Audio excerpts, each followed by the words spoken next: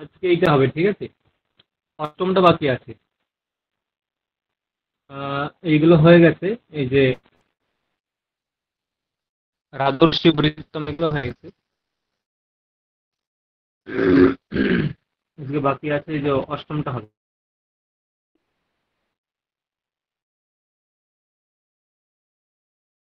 সেটা হচ্ছে যে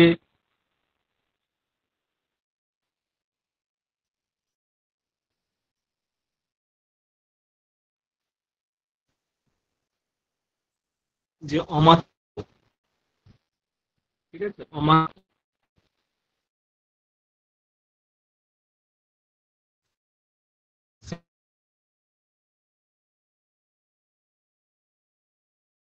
ব্যক্তিদের অমাত্য পদে নিয়োগ করা উচিত।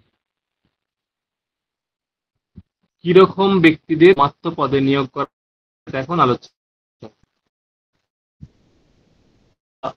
প্রথমেই এখানে বিভিন্ন আচার্য, মানে বিভিন্ন আচার্য ভিন্ন ভিন্ন সিদ্ধান্ত বলবে। মানে এই আচার্যের মতে এইরকম পুরুষকে নিয়োগ করা উচিত, এই আচার্যের মতে এইরকম পুরুষকে নিয়োগ করা উচিত, ঠিক আছে। মানে কেউ একই মত পোষণ করবে, সবাই ভিন্ন ভিন্ন মত বলবে। এখানে মাথাটা রাখবে, কে কোন মতটা বলবে।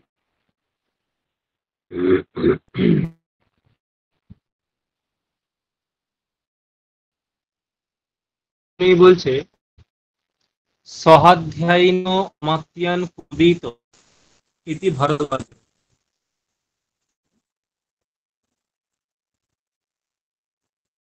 সহাধ্যায়িন সহাধ্যায়িন অমাত্যান কুর্বীত ইতি ভারদ্বাজ। অর্থাৎ মানে কাকে অমাত্য পদে নিয়োগ করবেন, বলছে সহাধ্যায়িন। সহাধ্যায়িন মানে যারা রাজার সঙ্গে মানে রাজার সঙ্গে অধ্যয়ন করেছেন, তারা সহাধ্যায়িন। মানে সহ অধ্যায়িন, একসঙ্গে রাজার সঙ্গে অধ্যয়ন করেছেন, সেই রকম ব্যক্তিকে রাজা অমাত্য পদে নিয়োগ করবেন। এটা কার সিদ্ধান্ত? ভারদ্বাজ। না কেন? তেহি অস্য বিশ্বাস্যাহ ভবন্তি। তেহি, ওই যে সহাধ্যায়ী যারা একসঙ্গে অধ্যয়ন করেছেন, সেই রকম ব্যক্তির হবেন না অস্য বিশ্বাস্যাহ, এর এর মানে রাজার, বিশ্বাস্যাহ মানে বিশ্বাসযোগ্য হবেন। যে একসঙ্গে পড়াশোনা করেছে, অতএব রাজা তো আমারই বন্ধু, অতএব একে ঠকাবো না, অতএব একে ঠকাবো না, তাই বিশ্বাসযোগ্য হবে। তেহি অস্য বিশ্বাস্যাহ ভবন্তি। এটা হচ্ছে কার মত? এটা হচ্ছে ভারদ্বাজ, ভারদ্বাজের মত। হুম। ন ইতি বিশালাক্ষ, ভারদ্বাজের মতকে মানেন না কে? না বিশালাক্ষ। বিশালাক্ষ তিনি বলছেন, দেখো যে সহ ক্রীডিতত্বাৎ পরিভবন্তি এনম, সহ ক্রীডিতত্বাৎ পরিভবন্তি এনম। অর্থাৎ যে ওই যে রাজা এবং তার যে সঙ্গী সাথীরা যারা একসঙ্গে অধ্যয়ন করেছে, পড়াশোনা করেছে, তারা তো একসঙ্গে খেলাধুলা করেছে। অতএব যেহেতু একসঙ্গে খেলাধুলা করেছে, ফলে কি হলো, এই কার ছন্দ, কোনটা কি পছন্দ, ঠিক আছে, এই সব কিন্তু তারা জানতে পারবে, এই সব কিছুই তারা জানতে পারবে। একে অপরের পছন্দ সবাই জানবে, কারণ বন্ধুরা নিজেদের মিশতে পারে। যখন পড়াশোনা করে একসঙ্গে, স্কুলে বা কলেজে, তারা অনেক গল্প করে একসঙ্গে, পরে না হয় একজন রাজা হয়ে গেল। আর যদি ওই বন্ধুগুলোকেই যদি অমাত্য পদে নিয়োগ করতে চাও, তাহলে তো তাহলে কি হবে? ধরো রাজার কোনো গোপন চারিত্রিক বৈশিষ্ট্য, যেটা সমাজের পক্ষে জানলে সংবেদন হতে পারে, রাজার মান সম্মানের ব্যাপার, ওই বন্ধুগুলো জানে। ওই বন্ধুগুলোকে তুমি যদি নিয়োগ করো ওরই অমাত্য হিসেবে, ওরা ধরো 10 জন নিযুক্ত হলো, 10 জন মিলে রাজাকে চাপ দিচ্ছে যে আমাদের মধ্যে কেউ রাজা হবে, যদি না হতে দাও তাহলে আমরা কিন্তু তোমার এই গোপন তথ্য ফাঁস করে দেব। তাহলে সহক্রীডিতত্বাৎ, সহক্রীডিতত্বাৎ অর্থাৎ একসঙ্গে খেলাধুলা করেছে, একসঙ্গে খেলাধুলা করেছে, ফলে কি হয়েছে, তারা সবাই একে অপরের গোপন তথ্য জানে। ওই রকম ব্যক্তিকে তুমি যদি অমাত্য পদে নিয়োগ করো, রাজা কি এক সময় পরিভবন্তি, রাজা কি এক সময় পরাজিত করবে। ঠিক আছে, রাজা কি এক সময় পরাজিত করবে, এটা হচ্ছে বক্তব্য। এই হলো বক্তব্য। ঠিক আছে, আহ সহাধ্যায়ন অমাত্যান পূর্বিত, ভারদ্বাজ বলল, তখন নেতি বিশালাক্ষ, না এটা করা যাবে না, কেন না, সহ ক্রীডিতত্ব পরিভবন্তি নাম ये हि अस्य गुह्य सधर्मानस्तानमत्यान् कुर्वीत सहनशील समानशील व्यसनत्वात् ते हि अस्य मर्मज्ञ भयात् नापराध्यन्ति। मुझे ये हि अस्य गुह्य सधर्मानः, ये हि अस्य गुह्य सधर्मानः तानमत्यान् कुर्वीत। অর্থাৎ কি বলছে যে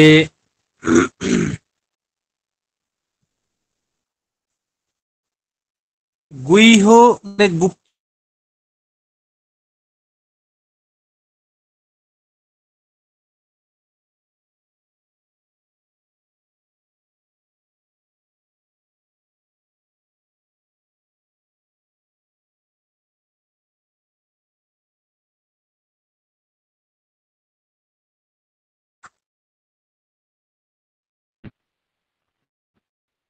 কি বললাম,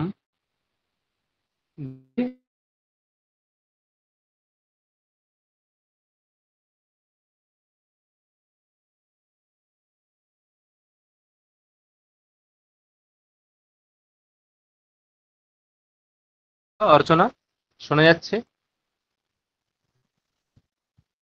হ্যালো, আমার কথা শোনা যাচ্ছে অর্চনা? হ্যাঁ, এখন শোনা যাচ্ছে। একটু আগে কথা এখন কেটে শোনা কেটে যাচ্ছে? যাচ্ছে। দেখো তো, এখন শোনা যাচ্ছে? হ্যাঁ, এখন হ্যাঁ দাদা শোনা হ্যাঁ যাচ্ছে। স্যার এখন তাহলে কি বললাম যে যারা ধরো রাজার স্বধর্ম, স্বধর্ম মানে হচ্ছে রাজার কিছু কিছু চারিত্রিক বৈশিষ্ট্য আছে, ওই একই চারিত্রিক বৈশিষ্ট্য ওই যে ব্যক্তিগুলো যাদেরকে এই পদে নিয়োগ করতে চাইছেন রাজা, তাদেরও আছে, কিন্তু গুপ্ত। গুইহ স্বধর্মান, গুইহ মানে গুপ্ত, অর্থাৎ রাজার যা যা স্বধর্ম, রাজার যা যা স্বধর্ম, ওই ব্যক্তিরও, ওই ব্যক্তিদেরও তাই তাই স্বধর্ম। এইরকম যে আছে, এইরকম যে সমস্ত ব্যক্তি, তাদেরকে তুমি অমাত্য পদে নিয়োগ করো। এটা হচ্ছে কার মত, মানে রাজার সঙ্গে সমান চারিত্রিক বৈশিষ্ট্য বিশিষ্ট যারা, রাজার যা যা চারিত্রিক বৈশিষ্ট্য, সেই রকম চারিত্রিক বৈশিষ্ট্য যাদের আছে, তাদেরকে রাজা অমাত্য পদে নিয়োগ করবেন। এই হচ্ছে বক্তব্য। গুইহ স্বধর্মান স্থান অমাত্যান করবিত, এটা কার সিদ্ধান্ত? এটা হচ্ছে এটা হচ্ছে কার সিদ্ধান্ত? গুইহ স্বধর্মান স্থান অমাত্যান করবিত কার সিদ্ধান্ত এটা? হুম, হ্যালো, শোনা যাচ্ছে আমার কথা? বিশালাক্ষের। এটা হচ্ছে বিশালাক্ষের সিদ্ধান্ত। ঠিক আছে, আর সহাধ্যায়ন অমাত্যান করবিত এটা কার সিদ্ধান্ত ছিল? সহাধ্যায়ন এটা অমাত্যান করবিত কার ভরদ্বাজ, সিদ্ধান্ত? ভরদ্বাজ। ভরদ্বাজের। হুম, বিশালাক্ষের মতটাকে মানতে চাইছেন না পরাশর, বিশালাক্ষের মতটাকে মানতে চাইছেন না কে, না পরাশর। তিনি কি বলছেন? তিনি বলছেন যে সাধারণ এষা দোষঃ, সাধারণ এষা দোষঃ, বলছে এটা তো সাধারণ দোষ। সাধারণ দোষ মানে এই যে গুইহ সধর্মান স্থান অমাত্যান পূর্বিত, ঠিক আছে, মানে রাজার সঙ্গে রাজার যা যা গুণ আছে সেই গুণগুলো যদি মানে সেই রকমই গুণ যদি অমাত্যদেরও থাকে তাহলে এটা দোষের। কেন দোষের? ধরো বললাম রাজার কোন একটা খারাপ গুণ আছে, জুয়া খেলার গুণ আছে, অধিক জুয়া খেলে, ঠিক আছে, পাশা খেলে। ফলে অমাত্যদের কাজ কি? রাজাকে বোঝানো যে রাজা এটা করা উচিত নয়, এটা করলে রাজ্যের জন্য ক্ষতি, আপনি রাজকার্যে মন দিচ্ছেন না, ফলে রাজকার্য ব্যাহত হচ্ছে, অতএব এটা করা উচিত নয়, এটা অমাত্যদের বলা উচিত।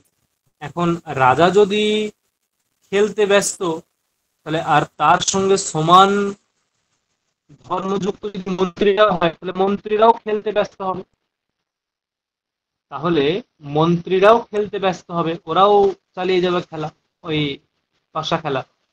তাহলে মানে ওরা যদি সমান ধর্ম বিশিষ্ট হয় তাহলে কি হবে? তাহলে রাজাকে বুঝিয়ে সঠিক পথে আনবে এমন কেউ থাকবে না। তাই বলছে এইসব সাধারণ দোষ, এটা সাধারণ দোষ। তাহলে পরাশরের মতে তাকে তুমি মন্ত্রী পদে নিয়োগ করবে, অমাত্য পদে। যাবদ্ভ্যো গুইহ মাতষ্ট জনেভ্য পুরুষাধিপঃ অবসহ কর্মণা তেন বশ্যবোধ ভবতাম ইয়ে এনম আপৎসু প্রাণাবাধা প্রাণ অবাধ যুক্তসু অনুগৃহীয়ু অনু অনু অনুগৃহণীয় স্থানমত্যন পূর্বিত দৃষ্টানুরাগত্বাদিতি।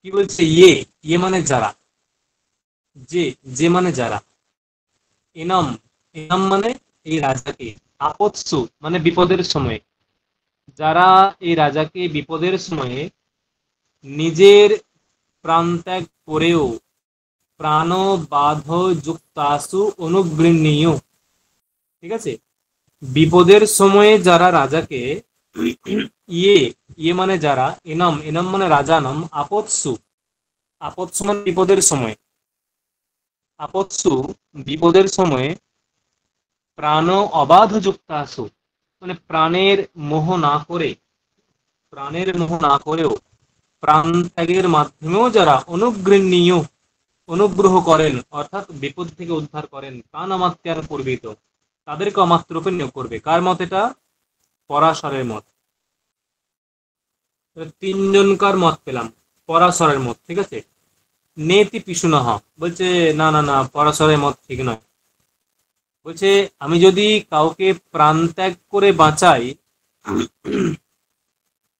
আমি ধরো গুরুদেব আছেন আমার, মানে এমনি বলছি, আমার কোনো গুরু আছে, সে গুরু বিপদে পড়েছেন, বিপদে পড়ার ফলে আমার কর্তব্য গুরুকে বিপদ থেকে উদ্ধার করা, উদ্ধার করা। যদি প্রাণ চলে যায় সে প্রাণ দিতে রাজি আছে, এরকম কেউ মনে করেন। এই যে গুরুকে বাঁচানোর জন্য নিজের প্রাণ দিল, বলছে এটা কোনো বুদ্ধিমত্তার পরিচয় নয়। কেউ যদি বোকা হয়, suppose someone is too foolish, but, ঠিক আছে, মানে কেউ একজন খুব বোকা কিন্তু সে ভক্তিপরায়ণ, সে বিশ্বস্ত, ঠিক আছে, সে বিশ্বস্ত, ভক্তিপরায়ণ বাট বিশ্বস্ত। দেখো কেউ যদি বোকা হয় কিন্তু বিশ্বস্ত হয় তাহলে সে গুরুর জন্য প্রাণ দিয়ে দেবে, গুরুকে বাঁচানোর জন্য প্রাণ দিয়ে দেবে।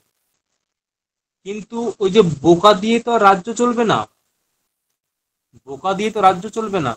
অতএব রাজাকে যে বা যারা নিজের প্রাণের মোহ ত্যাগ করে, নিজের প্রাণের মায়া না করে রাজাকে বাঁচাবে, এটা তাদের ভক্তি, বিশেষ কোনো গুণ নয়। রাজাকে বিপদ থেকে বাঁচাবে, কি করে বাঁচাবে? না নিজের প্রাণ ত্যাগ করেও বাঁচাবে, নিজের প্রাণ ত্যাগ করেও বাঁচাবে। বলছে এটা, এটা এটা এক প্রকার ভক্তি, এটা বিশেষ কোনো গুণ নয়। আর রাজকার্য পরিচালনা করতে গুণ লাগে, ভক্তি নয়। ভক্তির মাধ্যমে রাজকার্য চলবে না, রাজকার্য চালাতে হলে প্রয়োজন কি? গুণের প্রয়োজন। তাই দেখো বলছে নেতি পিষণঃ, মানে পিষণ নামক যে আচার্য সে বলছে না না, ওটা যে পরাশর যে সিদ্ধান্ত দিচ্ছে ওটা একদম ভুল। বলছে কেন? বলছে নেতি বুদ্ধি গুণঃ ন বুদ্ধি গুণঃ, বলছে ভক্তির এষা, এষা ভক্তি, এটা তো ভক্তি, ন বুদ্ধি গুণঃ, এটা কোনো বুদ্ধির গুণ নয়। সংখ্যাতার্থেষু কর্মসু নিযুক্তা ইয়ে, সংখ্যাতার্থেষু কর্মসু নিযুক্তা ইয়ে যথাদিষ্টম অর্থম সবিশেষম বা কুরিয়ুস্থানমাত্যান পূর্বিত দৃষ্টগুণত্বাৎ। সংখ্যাতার্থেষু কর্মসু, মানে এখন পিষণ তার নিজস্ব মত দিচ্ছেন, পিষণ তার নিজস্ব মত দিচ্ছেন। কি বলছে? যে সংখ্যাতার্থেষু কর্মসু, হুম,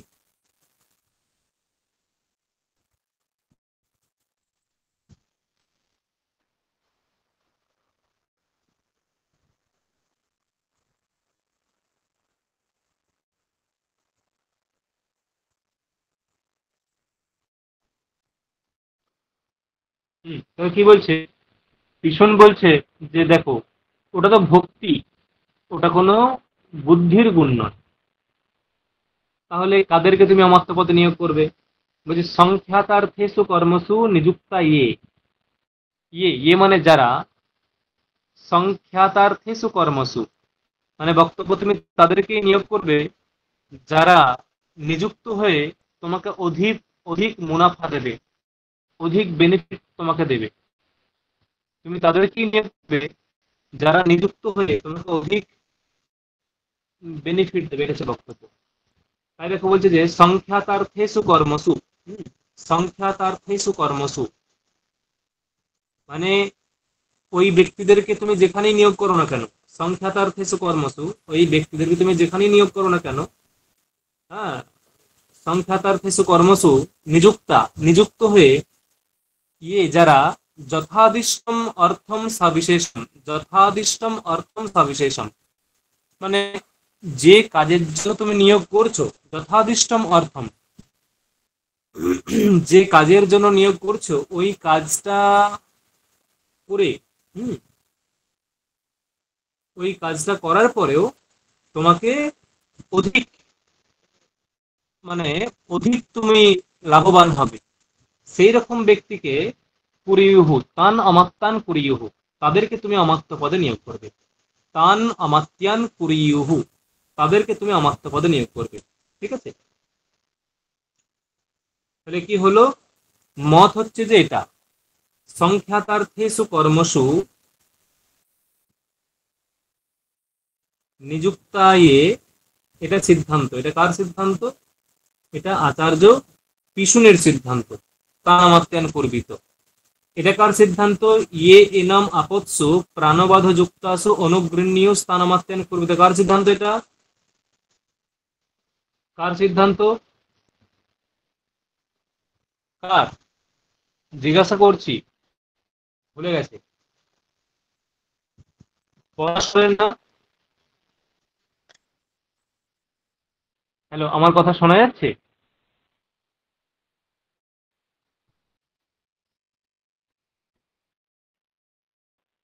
আমার কথা শোনা হ্যাঁ যাচ্ছে? দাদা শোনা যাচ্ছে, হ্যাঁ।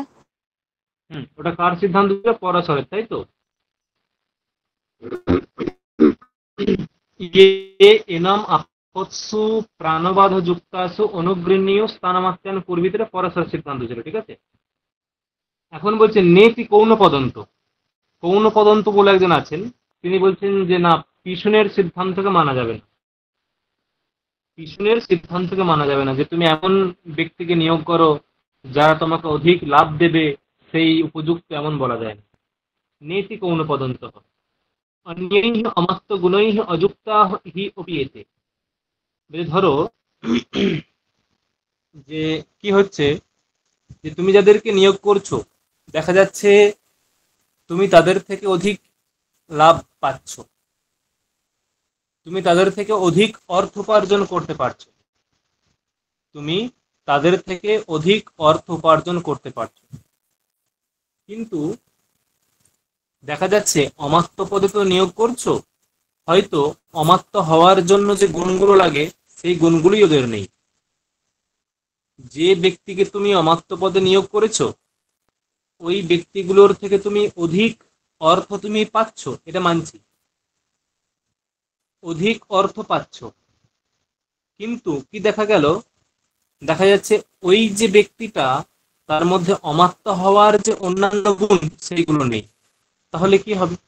অতএব তুমি একদিকে তোমার ক্ষতি হবে, তুমি লাভবান হয়েও ক্ষতি হবে, তোমার তোমার ক্ষতি হবে।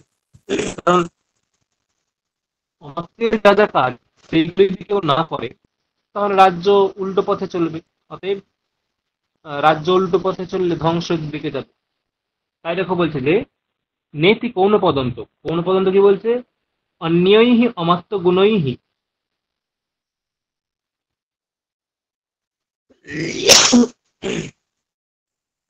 অন্যৈহি অমাত্য গুণৈহি মানে অন্যান্য যে অমাত্য গুণ, অযুক্তা হি এতে মানে এতে অযুক্তাহা, অন্যৈহি অমাত্য গুণৈহি অযুক্তা হি এতে মানে এরা অযুক্ত, ঠিক আছে। পিতৃ মহান অমাত্যান পূর্বিত, পিতৃ পৈতা মহান অমাত্যান পূর্বিত নাকি, বলছে এর থেকে পিতৃ মানে পিতৃপুরুষ পরম্পরা ক্রমে অমাত্য নিয়োগ করো। কিরকম? যে ব্যক্তি অমাত্য ছিল রাজার কাছে তার পুত্রকে করো, ওই ব্যক্তি ওই পুত্র যখন বৃদ্ধ হয়ে যাবে, তার যখন চাকরি চলে যাবে, তার পুত্রকে করো, তার পুত্রকে করো। এইভাবে কি হয়? এইভাবে পিতৃ পৈতা মহান অমাত্যান পূর্বিত, ঠিক আছে। ফলে কি হবে?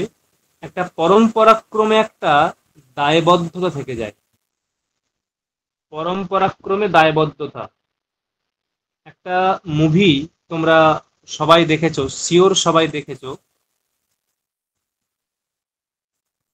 বাহুবলী। সেখানে একটা ক্যারেক্টার আছে, কি বলতো?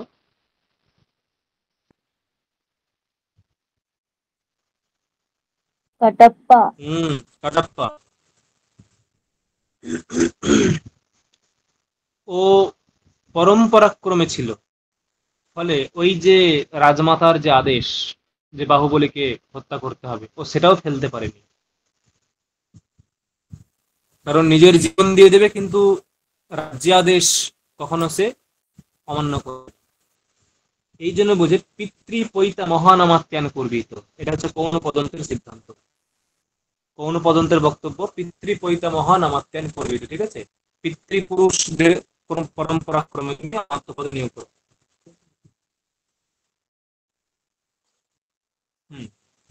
আর কি বলছে?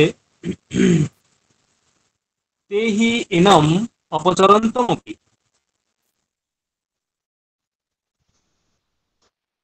তেহি এনম অপচরন্তম অপি, ঠিক আছে, ন ত্যজন্তি, তেহি এনম অপচরন্তম অপি ন ত্যজন্তি, অর্থাৎ তারা যদিও তেহি এনম অপচরন্তম অপি,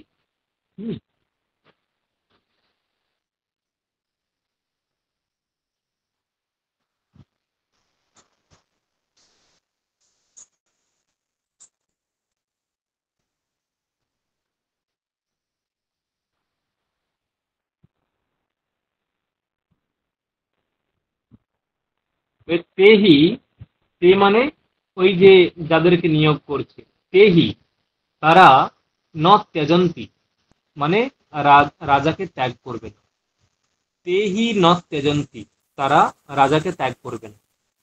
কখন ত্যাগ করবে না? অপচরন্তমপি, অপচরন্তমপি মানে হচ্ছে যে তারা যদি কখনো দোষ করে এবং রাজা তাদেরকে যদি মানে কোনো মানে কি বলবো অপমান করে বা অন্যায় আচরণ করে, রাজা তাদের প্রতি রাজা তাদের প্রতি অন্যায় আচরণ করে, দোষ করে বা কোনো অপমান করে, এই সব কিছু সহ্য করেও, এই সব কিছু সহ্য করেও তারা কিন্তু রাজাকে ন ত্যজন্তি, রাজাকে ত্যাগ করবে না। ঠিক আছে। অমানুষেষু অপি চৈতদৃশ্যতে। অমানুষেষু মানে মানুষ ভিন্ন যে অন্যান্য প্রাণী তাদের মধ্যেও এটা দেখা যায়। কারা? গাবো হি অসগন্ধম গোগণম অতিক্রম্য সগন্ধেষু এব অবতিষ্ঠন্তে। গাবো হি, ধরো একই সঙ্গে অনেক প্রাণী হাঁটছে, একই সঙ্গে অনেক প্রাণী হাঁটছে। একটা পশুর পাল, একটা পশুর পাল, গরু হাঁটছে, অশ্ব হাঁটছে, হাতি হাঁটছে, ভেড়া হাঁটছে। কিন্তু কি হয়, গরুগুলো ঠিক ধরো ছিন্ন ভিন্ন হয়ে আছে, এখানে চারটে ওখানে পাঁচটা। তারা ঘোড়ার সঙ্গেও হাঁটবে না, হাতির সঙ্গেও হাঁটবে না, ভেড়ার সঙ্গেও হাঁটবে না। তারা ঠিক নিজেদের যে প্রজাতি তাকে খুঁজে নেবে। তাই দেখো বলছে যে অমানুষেষপি চৈতদৃশ্যতে, মানে মানুষ ভিন্ন যে অন্যান্য প্রাণী তাদের মধ্যে দেখা যায়। কিরকম? গাবোহি অসগন্ধম গোগণম অতিক্রম্য। গাবোহি মানে গরুরা, অসগন্ধম, অসগন্ধম মানে মানে তার থেকে ভিন্ন প্রজাতির যারা, হাতি, ছাগল, মেষ, ভেড়া, সে অসগন্ধম গোগণম অতিক্রম্য, ঠিক আছে, তাদেরকে অতিক্রম করে সগন্ধেষু এব অবতিষ্ঠন্তে, তাদের যে মানে সমপ্রজাতি তাকেই, তার কাছে অবতিষ্ঠন্ত, তার কাছেই আসে। বা এরকম বলতে পারো যে ধরো একটা বাছুর, একটা গরুর বাছুর, গরুর শাবক, সব এক, সবাই গরু, সবগুলোই গরু। সেই বাছুরটা পিছনে পড়ে গেছে, বাছুরটা পিছনে পড়ে গেছে আর মাটা এগিয়ে গেছে। তখন কিন্তু ওই বাছুরটা কিন্তু অন্য একটা গাভীকে মা বানিয়ে নেয় না। সে কিন্তু ঠিক ওই মায়ের গন্ধ বোঝে, ওই গন্ধ শুকে শুকে শুকে শুকে অতিক্রম করতে করতে তার যে নিজের মা সেখানে গিয়ে পৌঁছায়।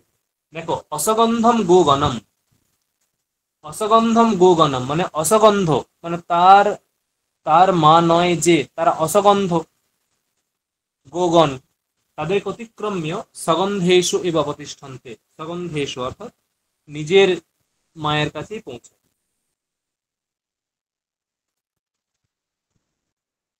ন ইতি বাতব্যাধি, এই সিদ্ধান্ত আবার বাতব্যাধি স্বীকার করছে না। ন ইতি বাতব্যাধি তেহি অস্য সর্বম অবগৃহ্য সমীবৎ প্রচরন্তি ইতি। তেহি মানে তুমি যদি পিতৃপুরুষ ক্রমে ব্যক্তিদেরকে অমাত্য পদে নিয়োগ করো, পিতৃপুরুষ ক্রমে, হ্যাঁ, ব্যক্তিদেরকে অমাত্য পদে নিয়োগ করো, তারা কি করবে?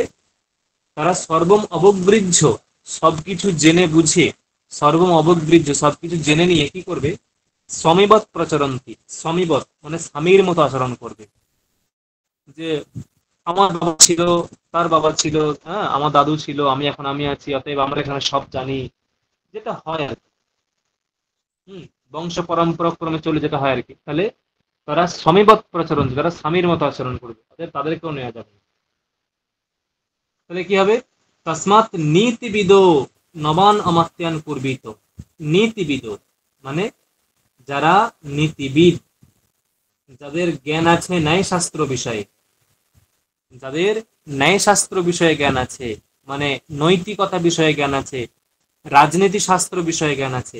এখানে নীতিবিদ মানে নীতিশাস্ত্র, নীতিশাস্ত্র মিন্স রাজ্য পরিচালনা করতে হবে কিভাবে, রাজ্য পরিচালনা করতে হবে কিভাবে, সেই যে নীতিবিদ, সেই নীতি বিষয়ে জ্ঞান আছে, এমন ব্যক্তিকে তুমি কি করবে? এমন ব্যক্তিকে তুমি অমাত্যায়ন করবি, তো নবান অমাত্যায়ন করবি, তো একবারে নতুন, নতুন ফ্রেশ ব্যক্তিকে তুমি অমাত্যতা নিয়ে করবে। বলছেন ওই যে নবরা কি হবে, যারা নতুন আসবে তারা রাজাকেও চিনবে না, কাউকে চিনবে না, তারা ভয়ে ভয়ে থাকবে। কেন ভয়ে ভয়ে থাকবে? যদি আমরা একটু ভুল করি রাজা আমাদেরকে শাস্তি দেবে, রাজা আমাদেরকে শাস্তি দেবে, অতএব ভয়ে ভয়ে থাকবে। তাদের যতটুকু কর্তব্য নৈতিকতা অনুসারে করবে, দিয়ে বাস ওইটুকুই। যদি বাড়াবাড়ি করতে যায় তাহলে রাজা শাস্তি দেবে, এটা ওদের মনে মনে ভয় থাকবে। আর যারা বংশ পরম্পরা কোনো পরম্পরানুক্রমে, তাদের সেই ভয়টা থাকবে না, কারণ তার বাবা করেছে, দাদু করেছে, এটা আগে থেকেই চেনা পরিচিত হয়ে যাবে, তো তাই এটা হবে না। তাই দেখো বলছে যে নবাস্তু, তাই বলছে নবাস্তু নবরা, নতুনরা, যমস্থানে দণ্ডধরম মন্যমানা, যমস্থানে মানে দণ্ডধরম, দণ্ডধর মানে রাজা, রাজাকে যমের স্থানে বসাবে, যে উনি হচ্ছেন যম। যদি আমি কোনো ভুলভাল কাজ করি তাহলে তাহলে আমাকে শাস্তি দেবে। তাই যমস্থানে, যমের স্থানে যম রূপে ওই রাজাকে বসাবে এবং না অপরাধভ্যন্তি, ফলে অপরাধ করবে না। বলছে ন ইতি বাহুদন্তী পুত্র, বাহুদন্তী পুত্র আবার এটা স্বীকার করে, মানে ওই বাতক ব্যাধির সিদ্ধান্তকে বাহুদন্তী পুত্র স্বীকার করে। কেন স্বীকার করে না? শাস্ত্রবিদ অদৃষ্ট কর্মা কর্মসু বিষাদম গচ্ছেদ, অভিজন প্রজ্ঞা শৌচ শৌর্যানুরাগ রাগ যুক্ত আমাত্যান পূর্বিত গুণ প্রাধান্যতেতি। বলছে শাস্ত্রবিদ,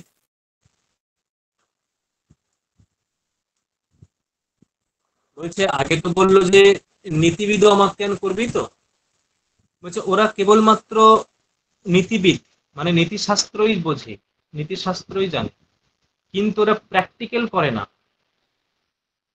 প্র্যাকটিক্যালে কোনো কাজ করে না। ফলে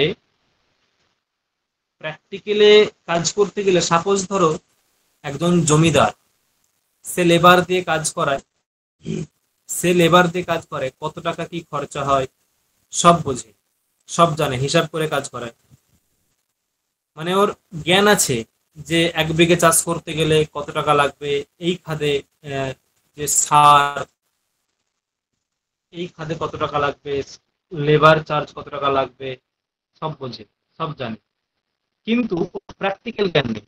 প্র্যাকটিক্যাল মানে ওকে তুমি একটু ওই ধান কাটতে দাও, দেখো বিষণ্ণ হয়ে যাবে, বিষাদগ্রস্ত হয়ে যাবে, মানে ওর প্র্যাকটিক্যাল জ্ঞান নেই।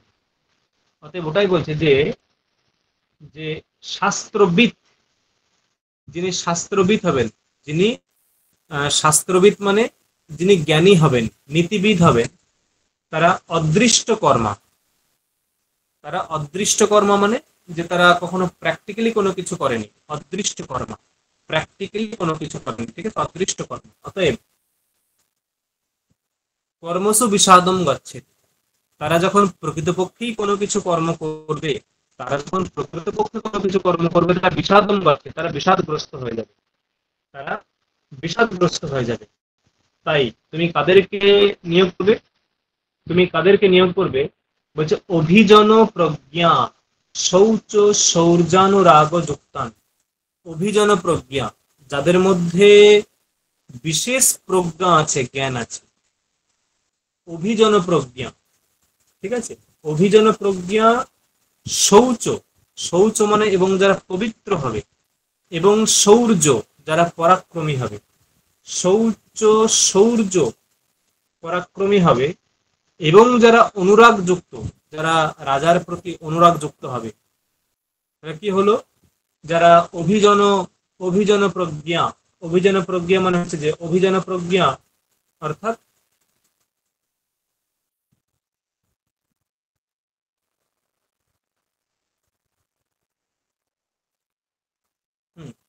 অভিজন প্রজ্ঞা যে বিশেষ প্রজ্ঞাযুক্ত, শৌচ মানে পবিত্র হবে, শৌর্য মানে পরাক্রমী হবে, এবং অনুরাগ যুক্ত হবে, রাজার প্রতি অনুরাগ যুক্ত হবে, এমন ব্যক্তিকে তুমি অমাত্য পদে নিয়োগ করবে, এমন ব্যক্তিকে অমাত্য পদে নিয়োগ করবে। এটা কার মত? এটা হচ্ছে বাহুদন্তী পুত্রের মত।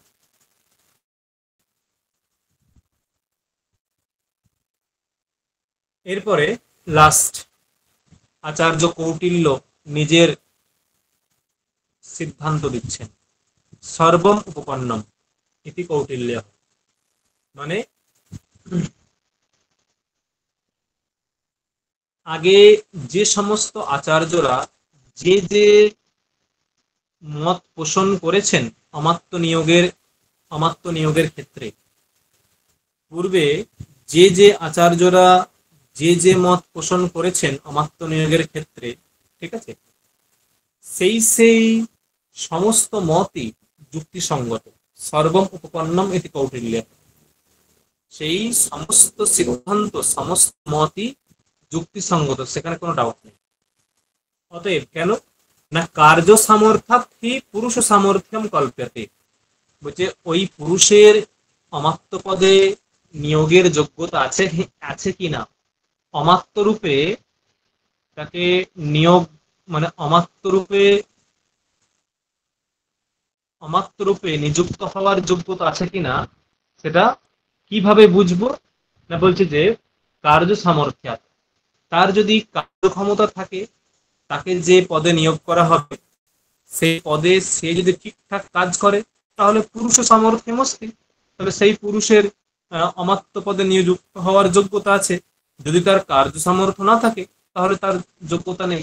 কিন্তু আগের যে সমস্ত আচার্যরা, আগে যে সকল আচার্যরা যে যে সিদ্ধান্ত দিয়েছে প্রত্যেকটা সিদ্ধান্তই যুক্তিপূর্ণ, সেটা নো ডাউট। এটা হচ্ছে বক্তব্য। দেখো বোঝা গেল?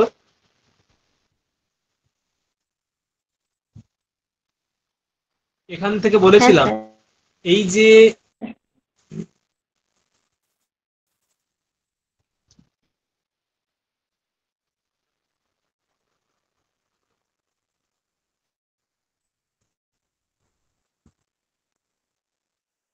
এখানে কি বলেছিলাম যে একজন মন্ত্রী হতে গেলে সেই মন্ত্রীর কি কি গুণ থাকা উচিত। একজন মন্ত্রী হতে গেলে একজন মন্ত্রী হওয়ার জন্য 25টা গুণ লাগে। একজন মন্ত্রী হতে গেলে 25টা গুণ লাগে।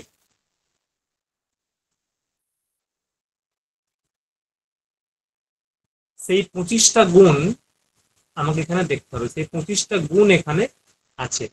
ওই জানপদ, অভিজাত, সবগ্রহ, কৃতশিল্প, চক্ষুষ্মান, প্রাজ্ঞ, ধারয়িষ্ণুর, দক্ষ, বাগ্মী, প্রগল্ভ, শীল, বল, আরোগ্য, সত্ত্ব, মানে শীল সংযুক্ত, বল সংযুক্ত, আরোগ্য সংযুক্ত, সত্ত্ব সংযুক্ত, স্তম্ভ চাপল্য বর্জিত, স্তম্ভ বর্জিত, চাপল্য বর্জিত, সম্প্রিয়, বৈরানাম, একতা ইতি অমাত্য সম্পদ। এইগুলো হচ্ছে একজন মন্ত্রী বা অমাত্য তার গুণ। এই 25টা গুণ আছে এখানে, ঠিক আছে? টোটাল 25টা গুণ আছে। আর কি বলছে দেখো, বলছে পাদার্ধ গুণহীন, পাদার্ধ গুণহীন মধ্যমম, পাদার্ধ গুণহীন,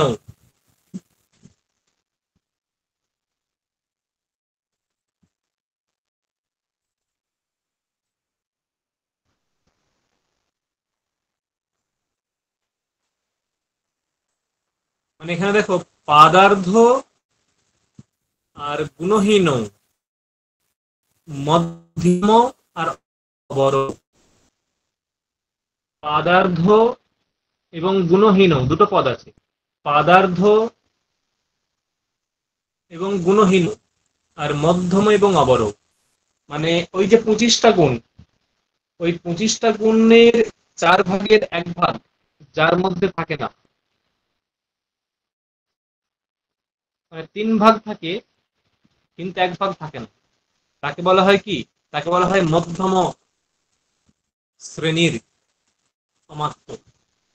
তাকে বলা হয় মধ্যম শ্রেণীর অমাত্য। মানে ওই যে 25টা গুণ বলা হয়েছে, ওই 25টা গুণের মধ্যে যার মধ্যে 3 ভাগ থাকে 1 ভাগ থাকে না, সে হচ্ছে কি? সে হচ্ছে মধ্যম শ্রেণীর অমাত্য। আর যার মধ্যে অর্ধেকেরও কম থাকে, মানে 25-এর অর্ধেক 12, 12.5, তারও কম থাকে, তাহলে সে হবে অবর শ্রেণীর অমাত্য, অবর। তাই বলছে যে পাদার্ধ গুণহীন মধ্যমা বড়, পাদার্ধ গুণহীন মধ্যমা বড়, অর্থাৎ পাদার্ধ গুণহীন মধ্যমা বড়।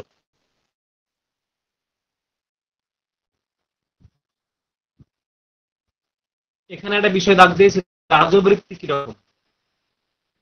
রাজবৃত্তি কিরকম না, দেখো যে প্রত্যক্ষ পরোক্ষ অনুমেয়া, প্রত্যক্ষ পরোক্ষানুমেয়া হি রাজবৃত্তি। মানে রাজ্য শাসন করতে গেলে কোনো কোনো কাজ প্রত্যক্ষ দেখে করতে হয়, কোনো কোনো কাজ পরোক্ষভাবে করতে হয়, আবার কোনো কোনো কাজ অনুমান করে করতে হয়। এগুলো আগের দিন বলেছিলাম। রাজকার্য পরিচালনা করতে গেলে প্রত্যক্ষভাবে দেখেও করতে হয়, ধরো রাজার সামনেই কেউ অন্যায় আচরণ করছে, তাহলে তাকে তার যে শাস্তি হবে রাজা নিজের চোখেই দেখেছে। এটা হচ্ছে প্রত্যক্ষ বৃত্তি।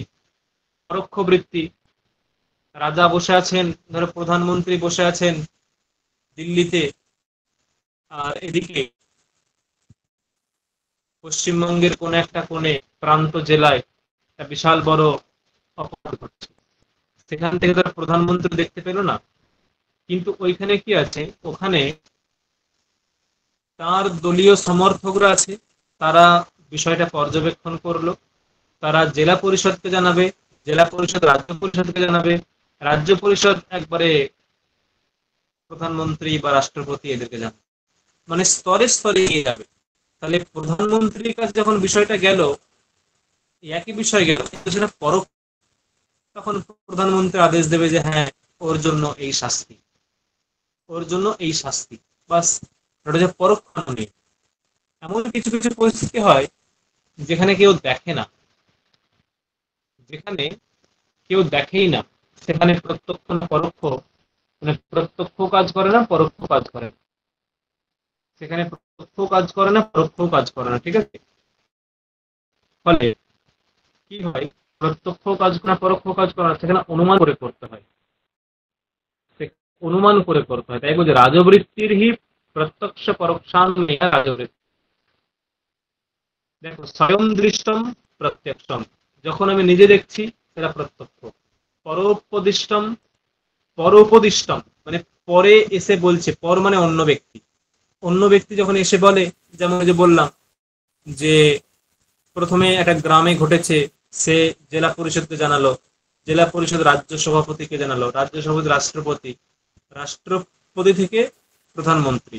তাহলে এগুলো পরোপদিষ্টম মানে পরম্পরাক্রমে খবরটা যাচ্ছে, গিয়ে প্রধানমন্ত্রীর কাছে যাচ্ছে। এটা যে পরোপদিষ্টম, এটা যে পরোক্ষ রাজবৃত্তি, তখন ওখান থেকে তিনি যে আদেশ দেবেন। আর কর্মসু কৃত্যেন অকৃতাবেক্ষণ মনোমেয়, মানে যে সমস্ত কর্মে আমি দেখিও নি, আমার প্রত্যক্ষ জ্ঞান নেই, পরোক্ষ জ্ঞান নেই, সেই ক্ষেত্রে কি হবে না, অনুমান, সেখানে অনুমান করে কিছু করতে হবে, ঠিক আছে।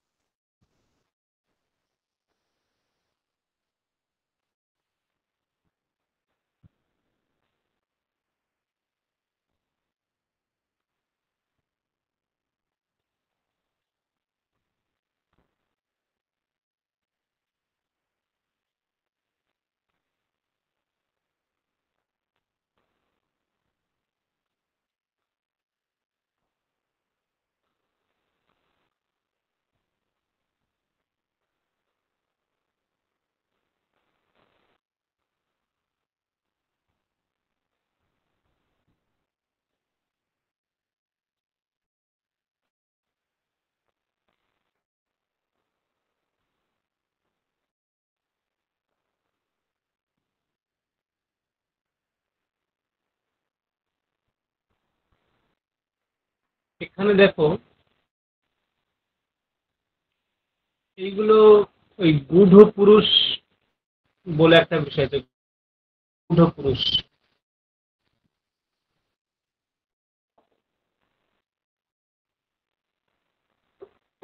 এই গূঢ় পুরুষ কত প্রকার? গূঢ় পুরুষ হচ্ছে 5 প্রকার।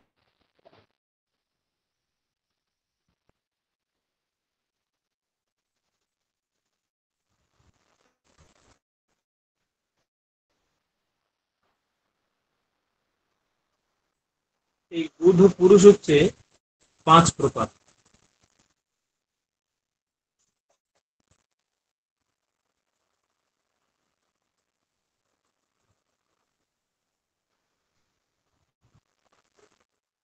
এই কাপটিক উদাস্থিত গৃহপতিক বৈদেহক তাপস ব্যঞ্জন, এইগুলো হচ্ছে গূঢ় পুরুষ। কি বললাম? কাপটিক, উদাস্থিত, গৃহপতিক, বৈদেহক এবং তাপস ব্যঞ্জনান, এইগুলো হচ্ছে গূঢ় পুরুষ। এই 5 প্রকার গূঢ় পুরুষ, ঠিক আছে? এগুলো আমি পিডিএফ করে দেবো, আগে দিয়েছি, প্রশ্ন করে দিয়েছি, কালকে দিয়ে দেবো, আজকে হবে না হয়তো, কালকে দেবো।